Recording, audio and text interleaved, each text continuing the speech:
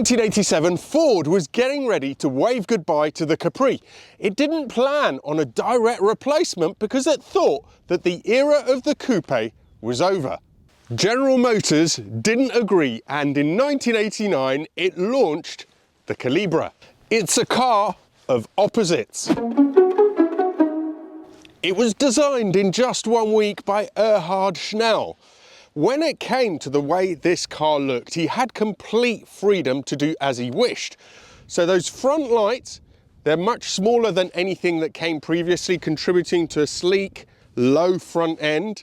It had a nice sloping roofline, frameless doors. The CD of 0.26 was class leading, and it was only beaten 10 years later when the Honda Insight arrived. Although there is something slightly misleading about that claim, but we'll talk about that a little bit later. Now, when it came to the chassis, unfortunately, they didn't get the same amount of freedom. Cost concerns meant that essentially underneath, this is simply a Cavalier. That's actually not 100% true because they did do something to the rear suspension.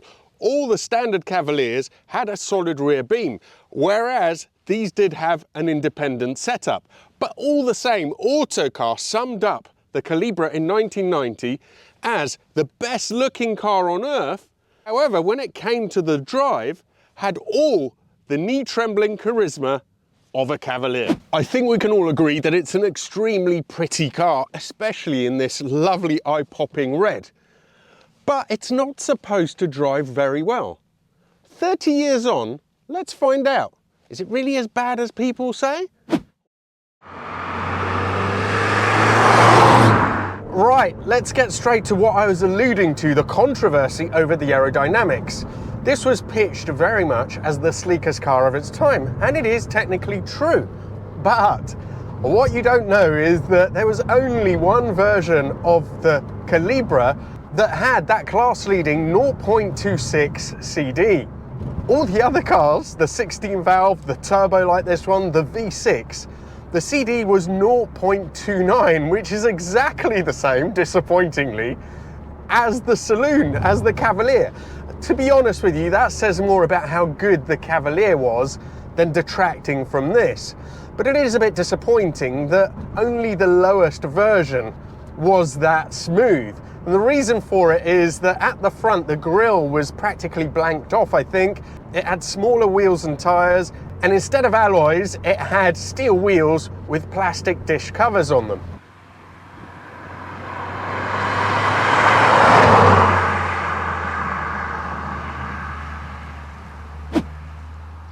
Now the turbos, the 4x4s, also are reputed to have a little bit of a fragile transfer case, but Sean, who owns this, had told me to go for it. So let's see what it feels like.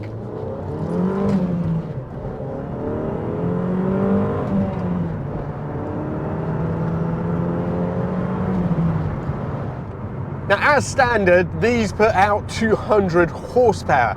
Vauxhall engines, though, in my experience, always feel like they're pushing out more. This additionally has a chip, so it has another sort of 20 horsepower. So we're looking at about 220, 230, and it feels like all that horsepower is certainly there.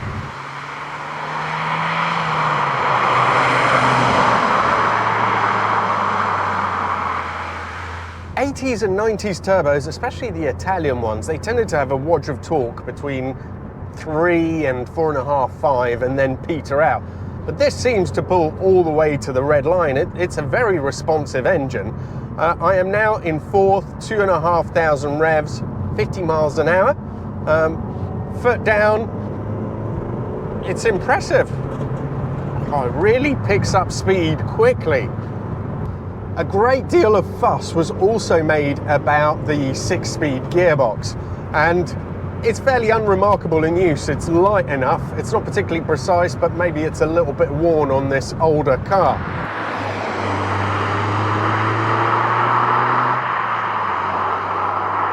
It's 4-wheel drive, but all the same, it's scrabbling for grip.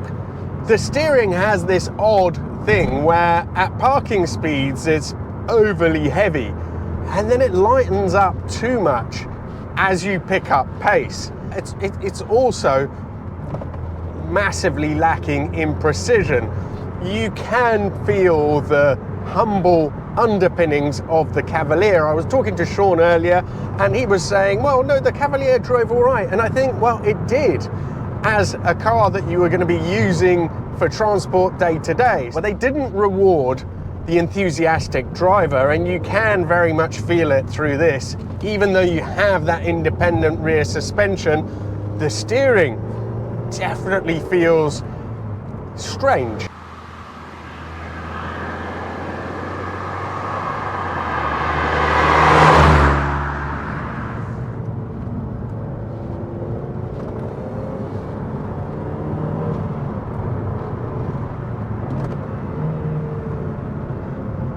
It is a challenge to drive this quickly.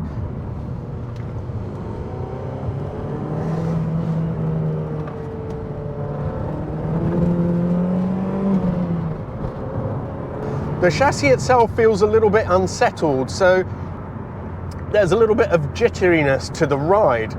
But I think the worst culprit is the steering, which has an inconsistent feel. It lightens up too much at speed, but also it's quite vague. It's not that it feels unsafe, it absolutely doesn't. It's just that the car is telling you that it's not enjoying what you're trying to get it to do. It doesn't encourage it. There's plenty of grip there, so if you wanted to go from A to B pretty quickly, you would be able to. I'm just not sure how much you would enjoy it. Let's talk a little bit about this interior as well. So it's not as flamboyant as the external design of the car, but at the time, Opel interiors, I think, were sort of second only to the premium German manufacturers and to VW. They were much more solid than their Latin counterparts, so Fiat, the French stuff as well. You know, it doesn't look flashy, the sort of big square buttons, the controllers on them, but they lasted and they worked. I think Vauxhall had no choice but to use 4x4 to tame this turbo engine. Now, the system that they opted for was not a permanent four-wheel drive. It only switches from the front to the back wheels when there is a lack of grip.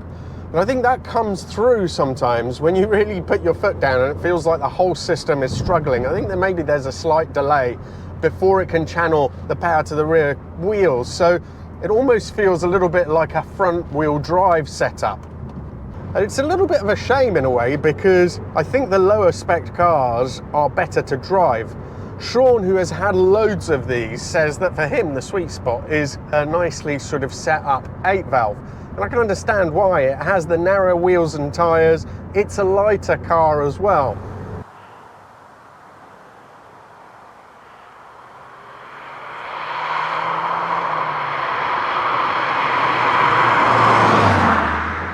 The Calibra was incredibly well received and it started to sell well, and Ford realised that they had made a mistake. Unfortunately, they followed it up with another. Their replacement for the Capri was the Probe, a car which was absolutely terrible in name and which outraged its American audience because it was originally intended to replace the Mustang, but they were going to do that by using a front-wheel drive Mazda platform. They soon scrapped that idea, but the Probe itself survived as a standalone model. It was sold in Europe and the US, but it was very much seen as a failure. Despite that, I was really surprised to find out last night when I was looking up figures that it sold more than this. So these, I think 238,000 were made, and the Probe was 340,000. I don't understand why that would be. Perhaps there was a Chevrolet version of this which was sold in the US, and it's possible that that didn't sell well at all, whereas the Probe sold better in the States. Either way, I would say that this is a more successful attempt. Dynamically, it doesn't really stand up to scrutiny now, and it certainly didn't do then. But for an affordable coupe that looked like nothing else on earth, you have to applaud Vauxhall's efforts. And certainly, although it's not a sharp driving machine, you can still have fun with it.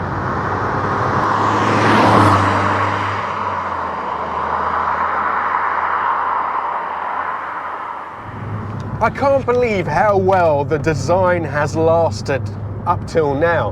When you look at it on a nice sunny day like this in a bright colour, it's a car which could have come out maybe 10 years ago. It's a brilliant piece of work.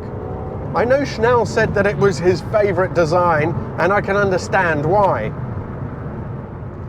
Look, we can complain until we're blue in the face that it doesn't handle as well as we would like, but there's two different issues there. I think that the bodywork just promised something that this car was never going to be able to deliver. Plus, if you look at Vauxhall at this point in time, and historically really, they've never majored on making cars that are dynamically brilliant for the sportier driver. Now, if you were looking to buy one of these, this one is on sale, so I will put Sean's email address in the video description. Thank you so much to Sean for coming down and bringing this down, this absolute piece of 90s nostalgia. Thank you to all of you for watching, and I really look forward to seeing you for the next video.